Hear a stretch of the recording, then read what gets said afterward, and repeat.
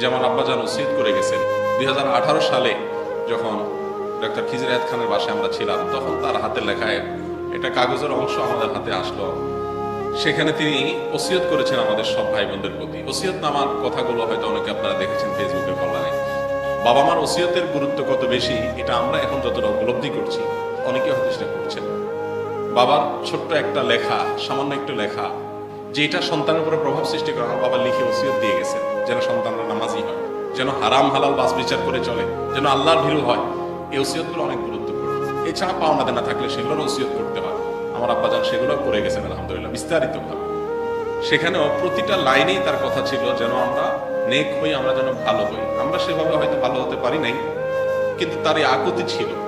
আজকাল বেশিরভাগ বাবা মার মধ্যে আকুতিটা নাই যে আমার সন্তান আল্লাহমুখী হোক, আখেরাতমুখী হোক, সেজন্য মানুষের মতো মানুষ হয়, সেজন্য ইমানদার হয়, সেজন্য নিজের সৃষ্টিকর্তাকে চিনে, সেজন্য আল্লাহওয়ালা হয়, সেজন্য নামাজি হয়।